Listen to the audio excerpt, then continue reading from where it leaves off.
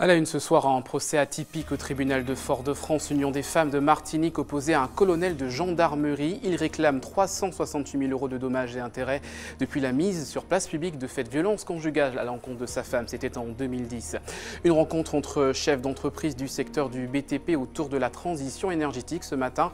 De fortes sommes sont en jeu. Des récompenses ont également été décernées à des jeunes du secteur. Le cinéma, vecteur d'insertion professionnelle, une dizaine de jeunes en recherche d'emploi ont participé à un atelier d'insertion au métier de cinéma en présence de professionnels du 7e art. Reportage dans ce journal. Et puis le sport, avec la première étape du Tour de la Martinique, vous le voyez, le Tour Junior et la victoire d'Edwin Nubul du Vélo Club franciscain. Nous en parlerons en fin d'édition. Et puis notre invité ce soir, Jacques Darbeau. Bonsoir, vous êtes donc l'un des invités du plus grand zouk du monde, manifestation qui se fera demain. Nous en parlerons dans le cours de ce journal. Voilà pour les titres. Bonsoir à tous et merci de nous suivre, notamment en direct depuis notre page Facebook. On commence donc avec cette audience ce matin au tribunal de Fort-de-France, un procès en appel qui oppose l'Union des femmes de Martinique à un colonel de gendarmerie anciennement en poste chez nous. L'affaire avait défrayé la chronique en 2010 quand l'association a rendu public des faits de violence conjugale présumés à l'encontre de la femme du militaire. C'est finalement l'UFM qui s'est retrouvé devant la justice pour atteinte à la vie privée et à la présomption d'innocence. Le colonel qui demande aujourd'hui 368 000 € de dommages et intérêts. Les explications d'Alizé Lutran et de Guy Raphaël René. 6 ans après le début de l'affaire, une vingtaine de militantes de la première heure étaient présentes pour soutenir l'association. Dans sa mission, dans cette mission-là, l'Union des femmes de la Martinique s'est trouvée dans son rôle, quelle que soit l'origine ou la notoriété de cette femme ou de l'auteur. Quand une femme est violentée, quand une femme souffre, je crois que c'est toutes les femmes qui souffrent. Donc à ce titre-là, je soutiens à 100% l'Union des femmes. Après de longues heures d'attente, le procès s'ouvre enfin. Il sera bref, la partie adverse n'est pas représentée. Maître Constant, l'avocat de l'association, livre son plaidoyer à la cour en insistant sur un point. La justice à 2 vitesses dont aurait été victime la femme du colonel Bellamy. Sa plainte pour violence conjugale et séquestration avait fait l'objet d'un non-lieu. L'ancien commandant de la gendarmerie de Martinique aurait reconnu avoir frappé sa femme, mais aucune charge n'avait été retenue contre lui. À la sortie de l'audience, finalement ajournée, Maître Constant revient sur cet élément du dossier. Nous avons d'un côté un haut gradé, de l'autre côté une femme qui est sans emploi, qui est étrangère. La question qui se pose, c'est que le tribunal, enfin exactement l'institution judiciaire, plutôt que d'écouter cette femme, a décidé de l'enfoncer. Et ça, nous disons qu'il y a eu une amplification de l'inégalité qui existait déjà. L'Union des femmes de Martinique avait déjà été assignée en justice par Gilles Bellamy. En 2015, il demandait 10 000 € d'amende à l'association pour avoir rendu l'affaire publique. Aujourd'hui, l'ancien gendarme a revu ses chiffres à la hausse. Il réclame 368 000 € de dommages et intérêts pour atteinte à la vie privée et à la présomption d'innocence. Même si le monsieur reconnaissait qu'il avait porté des coups, eh bien lui, la plainte de madame avait été classée sans suite et en plus elle avait eu un rappel à la loi. Donc c'est ce qui a fait que l'UFM a porté la chose sur la place publique et aujourd'hui on a l'impression que c'est ce qui nous est reproché. Donc nous ne pouvons pas accepter cela. Nous disons que oui, il faut que dans la société martiniquaise, il y ait des personnes qui aident les femmes. Le verdict sera rendu à l'issue de la prochaine audience le 27 juin. Les militantes de la première association de défense des droits des femmes martiniquaises ont promis de faire face au jugement ensemble. Économie maintenant avec cette question pour la filière BTP de Martinique. Comment tirer profit de la transition énergétique? C'était le thème d'une rencontre ce matin entre chefs d'entreprise du secteur. Des millions d'euros sont en jeu. Par ailleurs, les trophées Cobarty récompensant des élèves méritants du BTP ont été décernés. Le reportage de Louis Sabas. Dimitri est le lauréat du prix spécial du trophée Cobarty. En classe de première STI, il a convaincu le jury. Son rêve est de construire une maison n'utilisant que des énergies renouvelables. Donc elle serait en bois, en plastique, en matière recyclable. Et elle utiliserait les courants d'air en fait, pour rafraîchir la maison de façon naturelle, sans utiliser de climatiseur. Elle créerait de l'électricité de manière autonome grâce aux panneaux photovoltaïques, éoliennes ou autres. Si au final c'est Corinne Rabot du lycée Léopold Bissol du Lamentin qui remporte le grand trophée Cobati pour son mérite en classe, les idées de Dimitri collent tout à fait au terme du TICOSE. Construire notre transition énergétique Martinique, objectif 2020. Il faut dire que la filière des énergies renouvelables dans le BTP est en plein essor, alors qu'il y a 2 ans, les formations se comptaient sur les doigts d'une main. Il y a de plus en plus de personnes qui s'intéressent à ces problématiques. Il y a de plus en plus de formations. Il y a plein de formations qui n'existaient pas il y a encore 2 ans. La demande en travailleurs qualifiés est importante, donc forcément les formations suivent. Un secteur qui se développe mais tardivement. La transition énergétique fait partie des objectifs régionaux. 2020, c'est dans 3 ans. Et il faudrait que 50% de l'énergie produite dans l'île soit renouvelable. Mais le but semble loin d'être atteint. En cause, les coûts d'installation du matériel photovoltaïque. Pour les particuliers, on dénombre à peu près 1000 à 1200 foyers qui seraient effectivement équipés de systèmes photovoltaïques. Quand vous devez installer un système comme ça chez vous, vous devez quand même avancer, mettre sur la table entre 10 et 20 000 euros. Donc vous voyez très bien que ce n'est pas un montant que tout le monde peut supporter. Des aides existent, mais l'investissement reste important pour les foyers martiniquais. Ce sont surtout les entreprises qui font figure de bons élèves, comme cet établissement de menuiserie industrielle qui utilise l'énergie solaire pour alimenter en électricité la totalité de son atelier. Tout au début, donc en 2006, il y a eu du rachat d'EDF. On a voulu savoir ce que c'était, donc on a fait une première installation de 1400 m². Cette première partie, donc, on l'a revendue à EDF. Puis derrière, on a continué et on a installé une autre partie à 1900 m² sur Socomi. Alors c'est surtout un gros gain au niveau environnemental, puisque nous évitons d'émettre du gaz à effet de serre, du CO2. Avec la formation, les filières en développement et l'augmentation des foyers qui se tournent vers les énergies propres, la Martinique semble enfin sur la bonne voie. Avec un objectif de taille, la production d'énergie 100% renouvelable pour 2030. En bref, cette information, le prix du carburant à compter du 1er mai, 1,40 € le litre de sans-plomb, soit une hausse de 5 centimes par rapport à avril 2017. Et le gazoil routier est quant à lui à 1,16 €, soit une stabilité à un prix égal donc par rapport à avril 2017. Et puis concernant la bouteille de gaz, vous l'avez vu, le prix est fixé à 21,50 €, soit une hausse de 3 centimes par rapport au mois dernier. En 10 jours, ils ont appréhendé les techniques du cinéma. Une dizaine de jeunes en recherche d'emploi ont participé à un atelier à l'initiative de l'association Créosic. Tournage 3D, le son, le maquillage, objectif, faire découvrir l'univers du 7e art et pourquoi pas créer des vocations. Le reportage d'Alvin Courcy. Maintenant qu'on a vu un petit peu tout ce que vous avez vu ce matin sur la 3D et que vous avez compris comment ça fonctionne, on va mettre en application le petit scénario qu'on a fait. Ils ont entre 17 et 30 ans et réalisent un rêve d'enfant, celui de s'initier au métier du cinéma. Et en 10 jours, ils ont déjà assimilé plusieurs techniques. Je voyais toujours les scénarios, mais je ne savais pas comment c'était écrit. Donc là, on nous expliquait comment c'était écrit. Et il y avait aussi au son, il y avait le son design. C'est-à-dire, si par exemple on prend une scène et puis il y a quelqu'un et puis par exemple derrière il y a de l'eau, on aura le son de la voix mais on n'aura pas forcément le son de l'eau. Donc il faudra aller après récupérer le son de l'eau pour le mettre au montage pour qu'on puisse avoir cette impression d'eau, quoi. Tout au long de la formation, différents professionnels se sont relayés pour faire découvrir à ces jeunes sans emploi toutes les facettes des métiers du grand écran. Patrice Abol travaille avec les plus grands réalisateurs français, comme Gaspard Noé, notamment sur le film Love, nominé au César en 2014. Aujourd'hui, il est venu donner les premières notions de réalisation en 3 dimensions.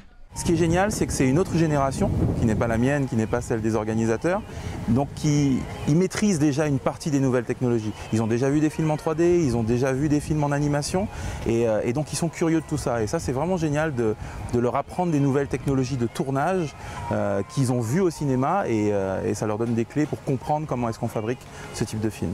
C'est la première fois que l'association Créolzik propose cette formation gratuite, financée par le ministère de la Ville, de la Jeunesse et des Sports. Le projet est destiné à susciter de nouvelles vocations aux postulants sélectionnés au préalable sur dossier. Il y a une approche théorique et puis une approche pratique, et je pense qu'en mettant les jeunes en situation, ça leur permet concrètement de voir si c'est une branche qui peut les intéresser. Et puis, vous savez, un jeune, même quand quand il arrive à s'exprimer sur un environnement qui n'est pas celui dans lequel il pense s'exprimer, ça lui permet au moins de voir ce dont il est capable de faire et puis de déclencher peut-être d'autres vecteurs chez lui, quoi. À la fin de la formation, une certification sera délivrée et les projets réalisés seront présentés en 2018 au Festival Prix de Cour en Guyane. On parle toujours de la jeunesse avec les Jeux des îles. Vous le savez, la compétition internationale réunissant les régions ultra-périphériques de l'Europe se déroule chez nous cette année. Elle regroupe des compétiteurs âgés de 13 à 16 ans. Et ce matin, une signature de convention entre le lycée de Bellevue et le CROSMA qui chapeaute l'événement permettra aux élèves de BTS Tourisme de participer à cette grande compétition. Quelques réactions et explications au micro de Louis Sabas. C'est très intéressant pour nous, premièrement dans le domaine de la relation avec les autres. Dans les langues étrangères, ça va nous permettre de pratiquer vraiment ce qu'on a vu en cours, la partie théorie. Là, on pourra vraiment l'appliquer. Et également dans la partie des programmes pour nous en BTS Tourisme, la programmation, voir comment sur le terrain ça se passe. On parle aussi de rendre concret les apprentissages, puisque ce sont des élèves qui sont en BTS, qui suivent des cours théoriques. Et voilà l'occasion leur est offerte de passer à la pratique, de rendre sur le terrain ce qu'ils apprennent durant l'année. Nous pourrions même systématiser, sans aller jusqu'à un engagement obligatoire, systématiser, je dirais, le principe que les différents événements méritants, parce que nous avons une organisation qui s'appuie beaucoup sur le bénévolat, comme vous le savez, le monde sportif, et nous avons aussi besoin de professionnels. Nous n'avons pas forcément tous les financements non plus pour payer tous les services professionnels.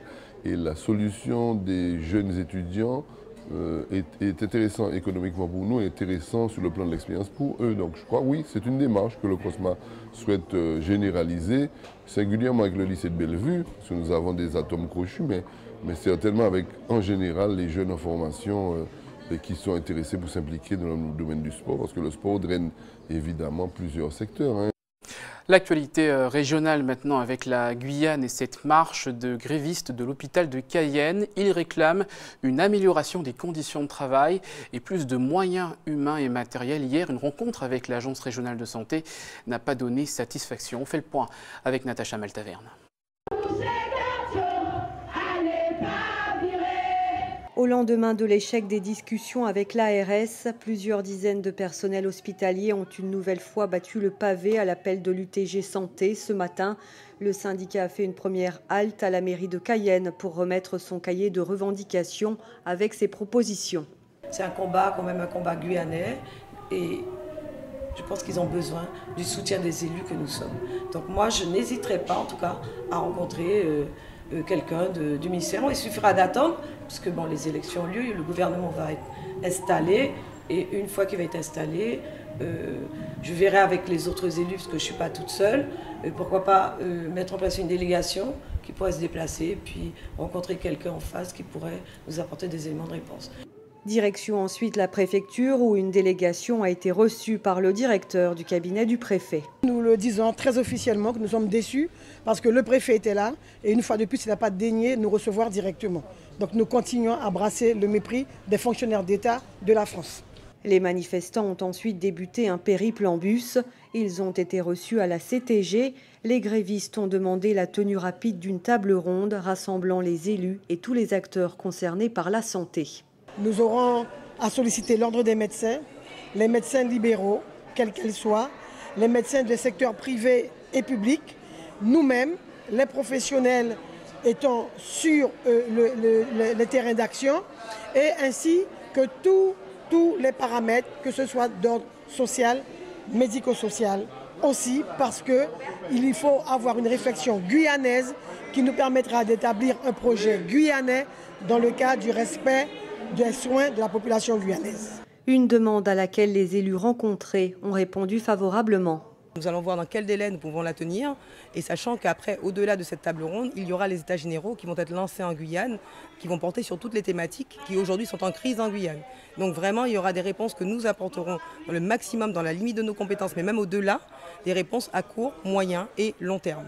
Le personnel soignant est ensuite allé à la rencontre du président de l'association des maires avant d'être reçu à la mairie de Matoury. L'UTG Santé a fait état des besoins en effectifs. 62 postes d'infirmiers doivent être créés au char, ainsi que 41 postes d'aides-soignants et 25 postes d'auxiliaires puéricultrices. C'est ahurissant de voir qu'on a un besoin qui oscille entre 70 et 80 personnes dans un hôpital tel que celui-là. Ça laisse imaginer les dysfonctionnements que les personnels doivent vivre et éventuellement leur incapacité, malgré eux, à prendre en charge les patients. Afin de sensibiliser la population, l'UTG Santé organise un meeting demain soir à 19 h devant le piquet de grève au char. Restez avec nous à suivre dans votre journal. Nous parlerons danse avec ce spectacle de la compagnie Cadence Créole. Hommage à la femme, c'est demain soir au Grand Carbet. Et puis votre JT des communes, le Bakoua, sous toutes ses formes, sublimé par une passionnée. Des journées portes ouvertes sont prévues ce week-end. Mais d'abord, notre invité ce soir, Jacques Darbaud. Salut. Bonsoir. Ça se passe. Ça va très bien. Cool. On ne vous présente plus, vous êtes un artiste zouk très connu, reconnu ici en Martinique, en Guadeloupe et d'ailleurs en Guyane également. On vous a également découvert notamment dans les années 90, vous avez sorti de nombreux tubes et vous serez demain... Ça commence un peu avant quand même, 88. 88 ? Ouais, précision à donner parce qu'en fait, il y avait Frégate à l'époque. Effectivement. La frégate, voilà. Et vous avez sorti d'ailleurs... Depuis, il a déployé ses ailes, voilà, donc... continuez donc. Tout à fait, et je continue donc avec ce rendez-vous demain, le plus grand zouk du monde. C'est au stade de Dilan. C'est dimanche, au stade de Dilan. Vous serez accompagné de nombreux artistes, notamment de votre génération. Ouais. Qu'est-ce que vous allez proposer au public? Bon, on va dire que c'est intergénérationnel. Ok. Alors, il y a deux mots que j'aime bien dedans, c'est zouk et monde. Je trouve que c'est une musique justement qui devrait pouvoir traverser le grand monde en fait. Il faut qu'on la rende internationale, c'est normal. Et je dis ça pourquoi? Parce que Michael Letton, qui est un garçon très entreprenant, très sérieux, très carré, fait l'apologie, on va dire, du zouk. Bon, je dis ça, mais en réalité, on n'a rien à défendre. On a exprimé ce qu'on est, quoi. Donc, dimanche, ce sera vraiment une belle manifestation, puisque l'originalité, il s'agira de danser sous les étoiles, d'accord? Et il y a en fait un côté qui est assez intéressant, c'est-à-dire que les morceaux s'imbriquent, c'est-à-dire en fait, on enchaîne les morceaux, donc il n'y a pas de temps mort. Donc, on n'a pas trop le temps de dire, est-ce que Zola, ça caille, ça va s'enchaîner vraiment? Donc, il y aura du zouk, de la dancehall, soca, enfin, la Caraïbe, quoi. On va revenir sur les autres thèmes que le zouk, mais vous le disiez, les morceaux vont s'enchaîner. Cela veut dire qu'il faut une parfaite harmonie avec les autres artistes, et notamment, je peux dire peut-être les golds du zouk, Zouk Machine, il y aura aussi Haridi Boula. Enfin, est-ce que vous gardez contact avec ces gens qui font partie de votre génération? En fait, c'est vrai que on a chacun, en fait, on mène nos vies, quoi, il n'y a pas de souci. Mais je considère que la vie est ouverte, quoi. Donc, il y a ce qu'on appelle une espèce d'interdépendance. Tout est relié, tout est interconnecté. Donc, même si on ne se voit pas, mais on fonctionne, on s'appelle de temps en temps, etc. Et on est, en tout cas, heureusement, très souvent sous les bonnes occasions, comme dimanche, donc. Donc, je parlais du côté intergénérationnel parce que Métis, par exemple, voilà, et là aussi, il y a un travail génial, c'est qu'en fait, effectivement, alors, on dit que la musique est universelle. Toutes les musiques s'imbriquent en réalité. Donc, coller, par exemple, du Caracas à du Métis, ça le fait, quoi. Donc, je veux dire, il faut penser aussi à un effet DJ, soirée, mix, quoi. Donc, mix, enchaînement, ça va pas. Il y aura plusieurs sets, voilà, effectivement. Vous l'avez dit, des artistes donc, des années 90, 88, et de nouveaux artistes, notamment dancehall, il y aura des DJ, etc. Est-ce que la collaboration se passe aussi bien avec les nouvelles générations? Aucun souci. Aucun souci. Ça se passe dans le respect, quoi. Il n'y a pas de problème. Oui, ça coule tout seul. Il n'y a pas de concurrence? Ce serait bête. Ce serait bête, puisqu'en fait... la concurrence, je pense que c'est un terme qui relève de l'ego. Et moi, je suis un spécialiste du cœur. Donc je pense que la concurrence n'aura pas sa place. Alors justement, on va parler de vous et de votre carrière. Alors c'est vrai qu'on ne vous a pas vraiment entendu ces dernières années, pas vraiment d'album qui a pu refaire surface. Est-ce que vous avez des projets pour l'avenir? Si, j'ai un projet qui s'appelle Plus d'une corde à mon art, où je m'amuse à dire je suis un Caribéen qui reçoit plusieurs influences. Voilà ce que j'en fais. Donc en fait, sur ce disque, il y aura plusieurs rythmes. Reggae, salsa, zouk, mazioka, que je vais chanter avec la charmante Régine Féline, que je salue au passage. Et donc voilà. Et en fin d'année, on sortira un best-of de 17 chansons, avec un titre inédit qui s'appelle Toujours gagnant. Voilà, donc il y a de la matière, quoi. Il y a de la matière qui arrive. Et ce projet devrait sortir d'ici quand? Pour le Alors, premier? Je ne mets pas de date précise, puisqu'en fait, c'est vrai que j'aime sortir le projet quand il est vraiment abouti, quoi. Voilà. Et dernière question, donc on va vous retrouver donc dimanche au Grand Carbet avec les autres artistes. Je reviens sur la première question. Ce que vous allez proposer, on va retrouver vos tubes. Quel tube? Tube dentifrice, tube de danse. En fait, oui. Il a l'humour. Non, mais c'est vrai, puisqu'en fait, il y a beaucoup de chansons. Et c'est vrai que c'est pas toujours évident. Il y a beaucoup d'artistes aussi. Donc j'ai laissé ce soin-là, on va dire, un peu à Michael. Puisque c'est quelqu'un qui aime ce qu'il fait, il aime nos artistes, enfin il aime notre culture. Et je me suis dit, voilà, tu choisis. Et quand j'ai su ce qu'il avait choisi, je me suis dit, ok, impeccable, ça le fait. Merci beaucoup, Jacques Darbaud, d'être venu sur ce plateau. À préciser, effectivement, que les billets sont en vente sur par Internet. Aussi au niveau des points physiques, d'accord, et aussi sur place. Voilà, donc rendez-vous dimanche soir pour le plus grand zouk du monde. Absolument. C'est à Dillon, donc avec plusieurs autres artistes. Merci d'avoir accepté notre invitation. On reste dans le milieu de la culture avec ce rendez-vous pour les amateurs de danse et de musique, un spectacle proposé par la compagnie Cadence Créole, demain soir à 19h au Parc Aimé-Césaire. Le thème « Hommage à la femme », plusieurs ballets qui seront accompagnés en chansons, notamment par Gertrude Sénin. Michelet François a pu assister à une répétition. On regarde.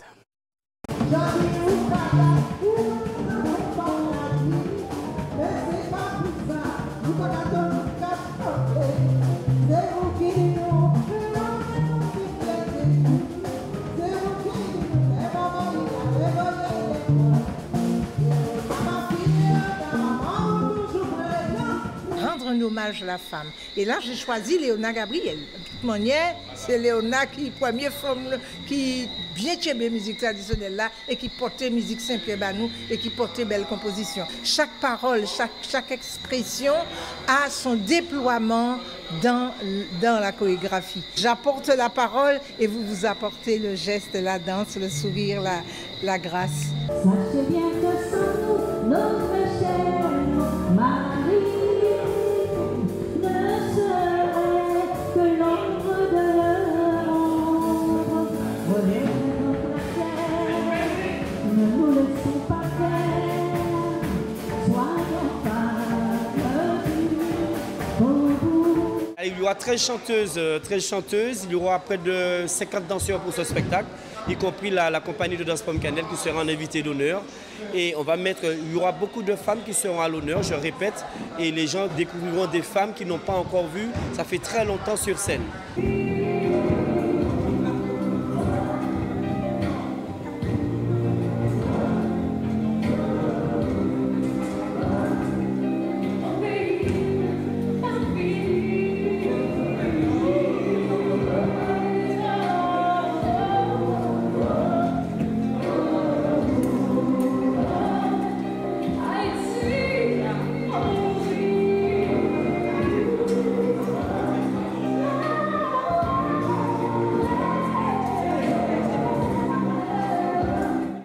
Voilà pour ces belles images signées Michelet François. Et notez que l'objectif de la représentation est de récolter des fonds pour participer à 2 festivals au mois de juillet.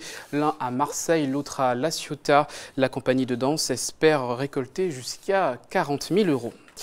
On passe au sport maintenant avec cette première étape du Tour Junior de la Martinique cet après-midi. Et c'est le sociétaire du Vélo Club franciscain qui s'est imposé, Edwin Nubul, sur la route, la ligne d'arrivée. Le résumé de l'étape avec Marc-Olivier Dream. Ils sont 81 coureurs à se lancer pour une étape en ligne longue de 90 km 700 entre le Robert et le Gaumont. Après un détour au rond-point de Sable Blanc, au sommet de Haut-Grain, Will de la Guyane, Digra et Hortensia Edmund de l'ECD précèdent le goût de la troupe. Pelletier, Place d'Armes, Soudon-Pelletier sera un circuit à couvrir 2 fois. Au sommet de Haut-Grain, première difficulté de l'après-midi, Nubule du VCF, Célior de l'ECD et Hortensia Edmund passent en tête. Dans Chopot, Nubule précède le coureur de la Guyane. À 1 minute arrive un groupe de 12 coureurs. François, Bicep, Saint-Esprit, les 2 coureurs de tête ont plus de 2 minutes d'avance sur leurs poursuivants. Un peu plus loin, on retrouve un groupe pointé à 3 minutes 15 emmené par Jordan Plumbert de la Pédale d'Or Joséphine. Sur la RN5, Célior de l'ECD tente de recoller les coureurs de tête, mais en vain. Derrière, le gros du peloton est déjà pointé à plus de 4 minutes. Ducos, Lamentin, Haut-Grain, Robert. Dans la montée de Verpré, seul le sociétaire du VCF bascule en tête. Derrière, Jordan Plumbert, qui n'est autre que le dernier vainqueur, fait son festival et recolle les hommes de tête. Au terme de 2h43 minutes et 26 secondes, le coureur Edwin Nubule gagne en solitaire. Après, je me suis dit, bon, il y a fait après, je vais tout tourner, il y a la descente après. Je suis très content de porter ce maillot jaune demain. J'espère que le quartier jusqu'à la fin. On a vu une très très belle étape avec un peu plus de 80 coureurs au départ, mais avec beaucoup de nationalités, avec notamment les portoricains. On sait que Rivera a gagné le trophée de la Caraïbe chez les juniors, il était encore présent. Avec les Dominicains aussi qui ont fait une très très belle course, les Guadeloupéens qui sont présents, les Martiniquais qui sont là et les coureurs d'Île-de-France aussi qui sont présents. Donc vraiment une très très belle étape avec quand même, comme tu le disais, une très belle victoire martiniquaise d'Edwin Nubule du Vélo Club du François qui gagne en solitaire. On a vu aussi la Guyane faire une très belle course. Le coureur de la Guyane, Will, a eu des crampes à la fin. En 2h46 minutes, Wendy Jacquet-Crétide coupe la ligne second suivi de Jordan Plumbert. Ce samedi, le peloton quittera la commune de Saint-Pierre pour rallier Fort-de-France, une étape longue de 87 km 400. Et bien évidemment, vous pourrez retrouver le résumé de cette étape demain dans votre journal. Voilà de quoi nous amener à l'agenda sport. On a beaucoup du sport de votre week-end. En basket, il y a dès ce soir la suite des playoffs. Et playoffs également en volleyball. On fait le tour de l'actualité sportive avec Karil Chassol. L'un des temps forts de ce week-end, ce sont les playoffs de basket. Chez les hommes, vainqueur des 2 premiers matchs, le Golden Lion peut être sacré ce soir en cas de nouveau succès. Golden Lion SC Lamantinois, c'est en ce moment au Palais des Sports de Rivière-Salée. Même cas de figure chez les femmes où la Gauloise mène 2-0 face à l'Éclair. Le 3e match est prévu ce soir, 21h. En volleyball également, on joue les playoffs ce soir. Chez les femmes, à 20h, la finale aller met face à face l'Espoir et l'Éveil. Match retour demain, 18h. Chez les hommes, à 22h, on aura droit à un classique Rayon-Éveil. La rencontre retour aura lieu demain 20h au Palais des Sports de Trinité. En football, début ce soir 20h de la 24e journée du championnat de Régional 1 avec 3 matchs. US Diamantinoise et RC Rivière-Pilote au Diamant, New Club New Star à Petit-Bourg et Aiglon Essor au Lamentin. Demain 16h, 4 rencontres au programme. À suivre notamment les comportements du club franciscain et du Golden Lion dans la course au titre. Chez les femmes, on joue les playoffs aller. Demain 19h, US Lorinoise RC Rivière-Pilote au Lorrain. Et dimanche 16h, le RC Saint-Joseph affrontera l'émulation à Schellcher. Autre temps fort de ce week-end, l'épilogue du tournoi international junior de tennis. Les finales des simples masculins et féminins sont prévues à partir de 14h30 demain au Diamant. Direction la mer, nos Youleurs seront au François dimanche à l'occasion de la 5e journée du championnat. La première des 2 courses est prévue à 10h30. Sport en bref, pour conclure, il y aura de l'aviron traditionnel dimanche à Sainte-Marie, de la gymnastique toujours dimanche à Louis-Achille et du tennis de table demain à l'IMS au Lamentin. Et puis des nouvelles de notre sélection de handballeurs et handballeuses martiniquaises qui est donc en ce moment en Colombie. Ils sont actuellement en compétition, sélection de moins de 20 ans et ça se passe plutôt bien pour eux puisqu'ils sont en finale et les filles comme les garçons face à la Colombie et aux USA. Tous nos encouragements pour eux. C'est l'heure de retrouver votre JT des communes.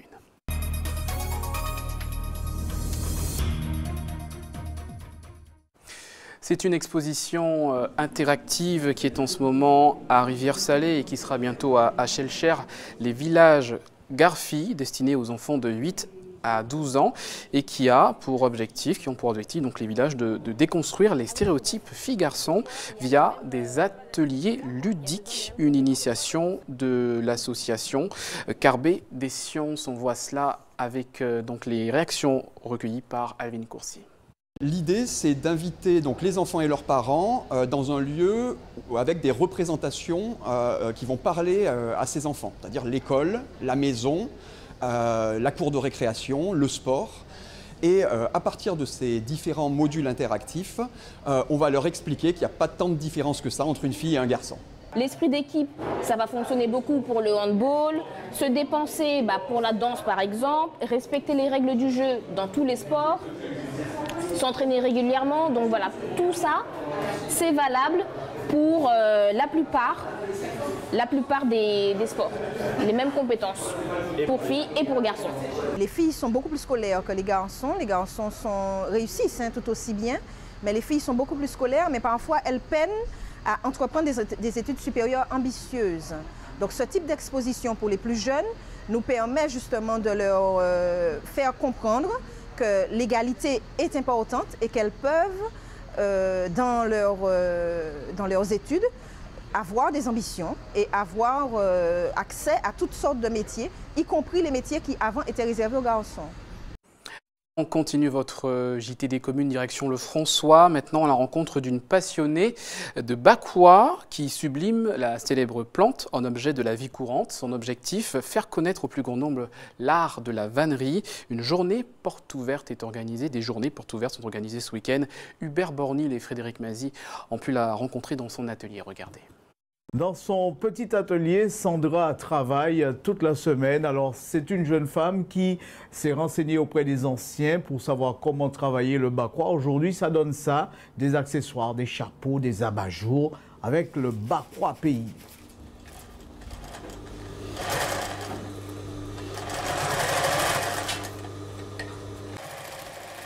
Cette jeune femme est atteinte d'un syndrome particulier, la Bakwa mania. Après avoir fait des études et connu plusieurs emplois, Sandra a décidé de se lancer dans la réalisation d'objets en Bakwa. J'ai des boucles d'oreilles, j'ai des ceintures, pendant qu'on y est avec ta petite pochette, voilà. Je garde toujours ma tradition. Vous allez voir, il y aura toujours le chapeau pêcheur, le chapeau d'ouvrier. Et à côté de ça, j'ai décidé de rajouter des chapeaux de luxe, je dirais, pour pouvoir montrer que ça se porte autrement aussi, le Bakwa. Là, j'estime qu'elles vont dans un petit cocktail. Dans son petit atelier, on peut découvrir ces fameux chapeaux cocktails ou chapeaux cérémonie comme elle les appelle, ces petits accessoires comme les anneaux ou bracelets jusqu'aux abat-jours, une création nouvelle qui attire une autre catégorie de clientèle. On me demande des chapeaux de cocktail pour pouvoir aller dans les déjeuners dansants avec des modèles que je crée avec le client. Et ça, c'est magnifique. Mais regardez-moi ça, vous êtes trop belles les filles. J'adore ça, à chaque fois je kiffe ça. Alors pour mieux se faire connaître, Dame Bakwa organise parfois quelques événementiels, défilés slam et le Bakwa est toujours au centre des préoccupations. Difficile de vivre de l'artisanat. Voilà, preuve en est, j'essaie de me faire connaître, je fais des petits trucs à côté, mais je voudrais vivre pleinement de cette activité. Mais c'est pas évident. Voilà, ben si vous voulez mieux découvrir la maison, vous voyez comme je suis bien encadré, rendez-vous samedi soir pour le défilé avec ces drôles de dames. Il y aura du slam, il y aura de très belles choses avec Sandra, bien sûr.